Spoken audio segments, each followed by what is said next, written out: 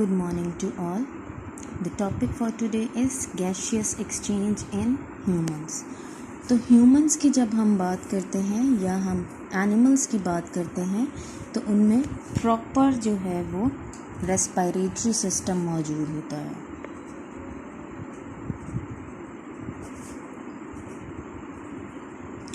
अब इस respiratory में further आगे 2 parts हैं, air passageway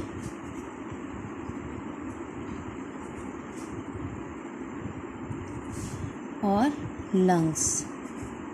तो एयर पैसेजवे और लंग्स जो हैं वो मिलकर एक रेस्पिरेटरी सिस्टम बनाते हैं और जो एयर हम इनहेल करते हैं उसको लंग्स के अंदर एक्सचेंज किया जाता है. विद ऑक्सीजन और कार्बन डाइऑक्साइड का एक्सचेंज होता है लंग्स में और इस तरह से हम कार्बन डाइऑक्साइड बॉडी से बाहर एलिमिनेट कर देते हैं और ऑक्सीजन को बॉडी के तमाम सेल्स तक ट्रांसपोर्ट कर दिया जाता है. तो इस तरह से रेस्पिरेटरी सिस्टम के 2 पार्ट्स हैं. तो हम सबसे पहले डायग्राम देख लेते हैं जिसमें जो है वो एयर पैसेजवे के बारे में बताया गया है. तो सबसे पहले हम नेज़ल कैविटी को डिस्क्राइब करेंगे जो कि नोज़ के इंटरनल साइड पे मौजूद है. उसके बाद फेरिंक्स आता है, लैरिंक्स, उसके बाद ट्रैकिया और ट्रैकिया से फर्दर आगे ब्रोंकाइल्स, उसके बाद ब्रोंकियोल्स, एल्वियोलर डक्ट और फिर ये एल्वेलास आपको दिखाया गया. अब इन तमाम स्ट्रक्चर्स को हम डिटेल में पढ़ते हैं. तो एयर पैसेज में सबसे पहला जो हमारे पास स्ट्रक्चर आता है वो है नेज़ल कैविटी. नेज़ल कैविटी क्या है? हमारे नोज़ के अंदर जो कैविटी मौजूद है वो उसको हम नेज़ल कैविटी बोलते हैं और इसकी 2 ओपनिंग्स होती हैं जिसको हम नॉस्ट्रल्स का नाम देते हैं. इसी तरह से नेज़ल कैविटी को भी with the help of wall 2 portions में डिवाइड किया गया है और इसके अंदर हेयर्स और म्यूकस मौजूद होता है. इनका क्या काम होता है कि फॉरेन एजेंट्स जो हैं, foreign particles, dust particles, germs वगैरह जो हैं उनको नोज़ के अंदर ही रिस्ट्रिक्ट कर देना ताकि वो हमारी बॉडी के अंदर एंटर नहीं हो सके. इसके अलावा म्यूकस जो है इसका क्या काम है? जो इनकमिंग एयर है जो कि हम नोज़ के ज़रिए से रेस्पायर करते हैं उसको मॉइस्ट रखना और इसके अलावा उसका टेम्परेचर जो है वो हमारी बॉडी के टेम्परेचर के इक्वल बनाना. तो इस तरह से नेज़ल कैविटी जो है वो हेल्प करती है कि हम इनहेल कर सकें एयर को और यहाँ पे जो भी डस्ट पार्टिकल्स और फॉरेन एजेंट्स हैं और इसके अलावा जो है उनको बॉडी के अंदर एंटर होने से रोका जाता है और बॉडी को फर्दर आगे जो है वो उसका टेम्परेचर मेंटेन करने के लिए यहाँ पे म्यूकस मौजूद है. तो ये हमारे पास था नेज़ल कैविटी. उसके बाद नेक्स्ट आता है फेरिंक्स.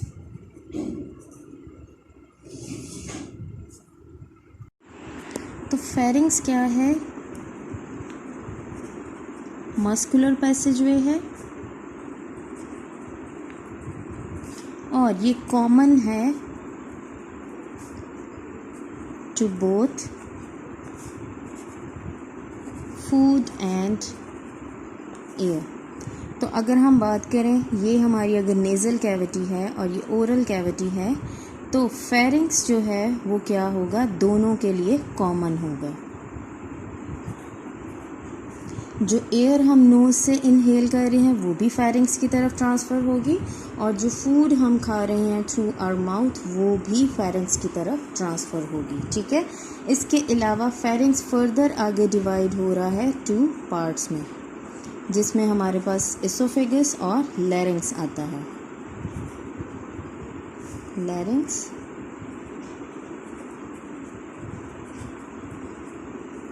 इस तरह से ये कॉमन एक ओपनिंग है जो कि रेस्पिरेटरी सिस्टम की तरफ भी जाती है और एसोफेगस जो कि डाइजेस्टिव सिस्टम है उसकी तरफ भी जाती है. ठीक है. अब इसके अलावा फेरिंक्स और लैरिंक्स के दरमियान में एक स्मॉल ओपनिंग मौजूद है जिसको हम बोलते हैं ग्लॉटिस. तो ये ओपनिंग जो है जब फूड स्वॉलो करते हैं हम एसोफेगस की तरफ तो यहाँ पे एक फ्लैप ऑफ टिश्यूज़ मौजूद हैं जिसको हम बोलते हैं एपिग्लॉटिस. वो इस ओपनिंग को कवर कर लेता है ताकि फूड पार्टिकल्स जो हैं वो हमारे रेस्पिरेटरी सिस्टम की तरफ मूव नहीं करें और हमें सांस लेने में प्रॉब्लम ना हो. तो जब भी फूड मॉलिक्यूल्स यहाँ से मूव करता है इसोफेगस की तरफ, तो ये एपिग्लॉटिस इस ओपनिंग को, जिसको हम ग्लॉटिस का नाम देते हैं, क्लोज कर देता है ताकि आसानी से फूड जो है वो मूव कर दे। जैसे ही फूड मूव कर जाता है तो ये एपिग्लॉटिस ओपन हो जाती है और हम साथ साथ सांस भी ले सकते हैं। तो ये हमारे पास था फेरिंक्स के बारे में। उसके बाद थर्ड जो है वो लैरिंग्स के बारे में पढ़ते हैं। इसको हम वॉइस बॉक्स भी बोलते हैं।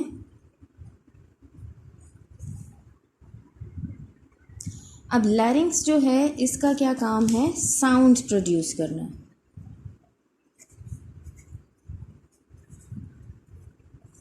लैरिंग्स के अंदर 2 फाइब्रस बैंड्स मौजूद होते हैं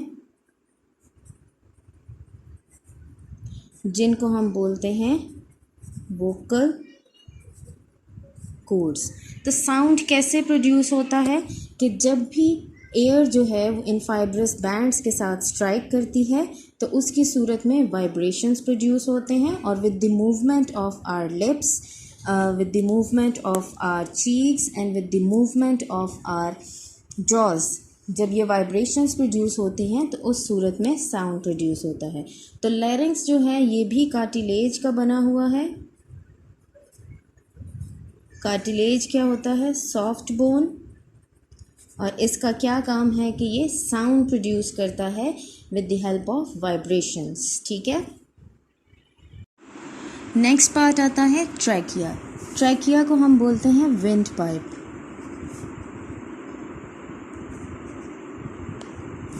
ये 12 सेंटीमीटर लॉन्ग होता है और इसके अलावा ये लैरिंक्स से नेक्स्ट पोर्शन है। इसके अंदर सी शेप्ड कार्टिलेज रिंग्स मौजूद होते हैं। इन रिंग्स का क्या काम होता है कि ये रिंग्स कोलैप्स होने से बचाते हैं विंड पाइप को।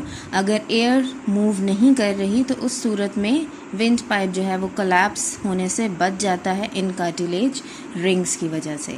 तो ये प्रोटेक्शन के लिए है। उसके बाद नेक्स्ट पार्ट जो आता है वो है ब्रोंकाई।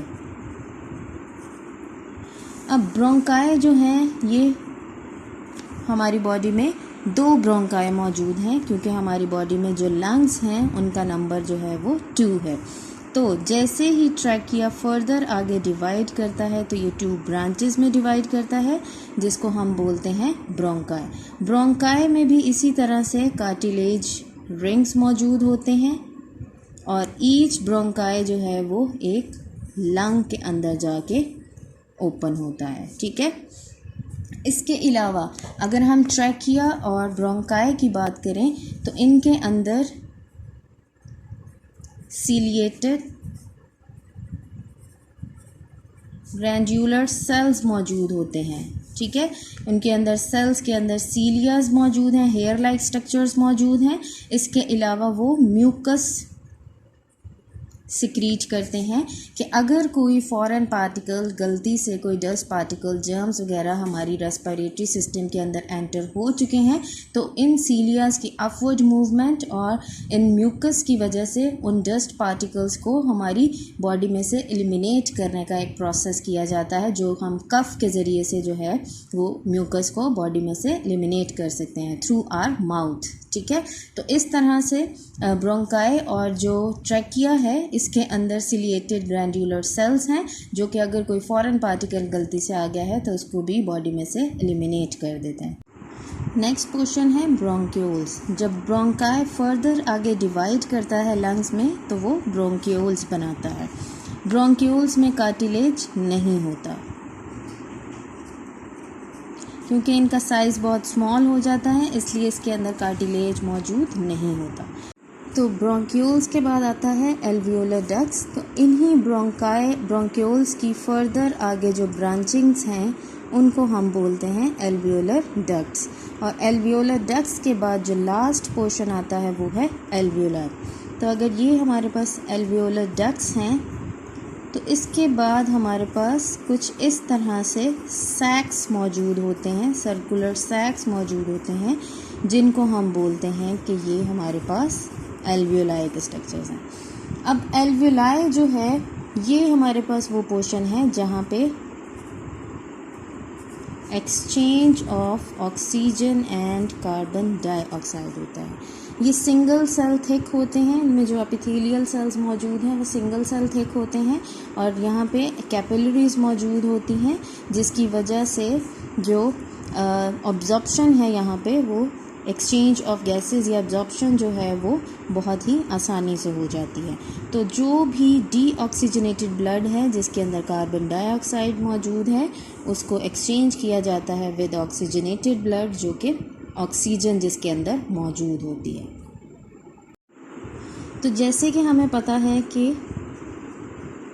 आर्टरीज के अंदर ऑक्सीजनेटेड ब्लड होता है और वेन्स के अंदर डीऑक्सीजनेटेड ब्लड होता है, लेकिन यहाँ पे हम एक एक्सेप्शन देखते हैं जहाँ पे हमारी बॉडी के अंदर पल्मनरी आर्टरी मौजूद है और पल्मनरी वेन मौजूद है। तो पल्मनरी आर्टरी के अंदर अब डीऑक्सीजनेटेड ब्लड है और पल्मनरी वेन के अंदर ऑक्सीजनेटेड। हमने बात की कि हमारी बॉडी में जितनी वेन्स हैं उनमें डीऑक्सीजनेटेड ब्लड है, लेकिन पल्मनरी वेन के अंदर ऑक्सीजनेटेड ब्लड होता है और पल्मनरी आर्टरी के अंदर डीऑक्सीजनेटेड ब्लड होता है। तो हार्ट से पल्मनरी आर्टरी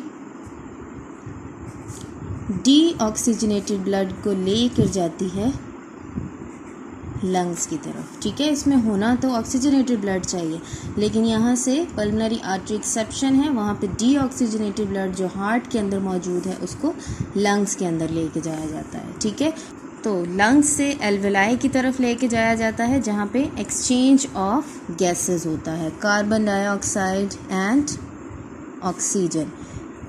फिर उसके बाद यही जो ऑक्सीजनेटेड ब्लड होगा उसको वेन्यूल्स तक लेके जाया जाएगा कैपिलरी से, और इन्हीं वेन्यूल से फिर उसको लेके जाया जाएगा पल्मनरी वेन में जहाँ पे ऑक्सीजनेटेड ब्लड है, और फिर दोबारा से हार्ट की तरफ, और हार्ट से ये ऑक्सीजनेटेड ब्लड जो है वो पूरी बॉडी में ट्रांसफ़र कर दिया जाएगा।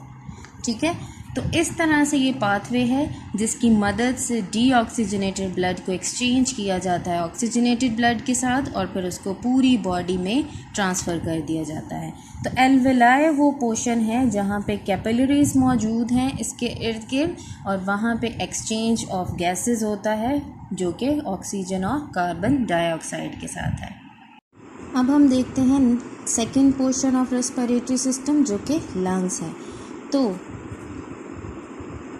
एल्वेलाइज जो हैं वो मिलकर क्या बनाते हैं, लंग्स बनाते हैं। हमारी बॉडी के अंदर 2 लंग्स मौजूद हैं और ये मौजूद हैं थोरेसिक कैविटी में। थोरेसिक कैविटी क्या होती है, हमारी बॉडी का वो पोर्शन जो कि हमारी नेक से बेली तक का पोर्शन है उसको हम बोलते हैं थोरेसिक कैविटी। तो लंग्स जो हैं वो हमारी थोरेसिक कैविटी में मौजूद हैं और इसको प्रोटेक्ट करने के लिए 12 पेयर्स ऑफ रिब्स मौजूद हैं। ठीक है, अब रिब्स जो हैं इनके साथ भी कुछ मसल्स मौजूद हैं जिनको हम बोलते हैं इंटरकोस्टल मसल्स।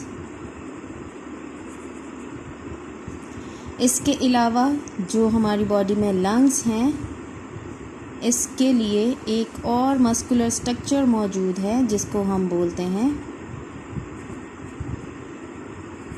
डायाफ्राम, जो कि अपर और लोअर मूव करता है जैसे ही लंग्स जो हैं वो इनहेल या एक्सहेल करते हैं। ठीक है, तो ये एक मस्कुलर जो है वो स्ट्रक्चर मौजूद है जिसको हम डायाफ्राम मौजूद हैं।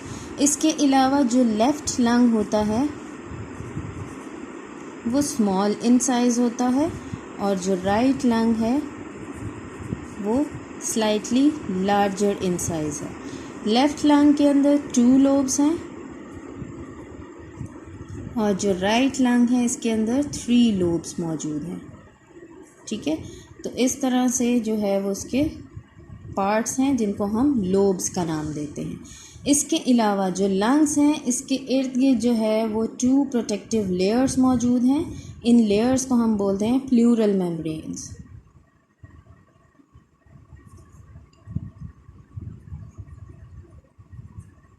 और ये 2 मेम्ब्रेन्स मौजूद हैं जिसमें इनर एंड आउटर मेम्ब्रेन्स जो हैं वो मौजूद हैं।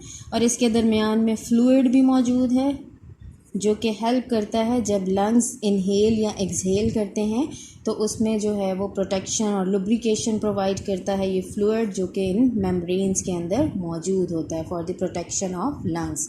तो ये था हमारा आज का टॉपिक जिसमें हमने देखा कि ह्यूमंस में रेस्पिरेटरी सिस्टम किस तरह से मौजूद है, उसके अंदर जो एयर पैसेज वे है उसमें कौन से स्ट्रक्चर्स मौजूद हैं और जो लंग्स का स्ट्रक्चर है वो किस तरह से मौजूद है।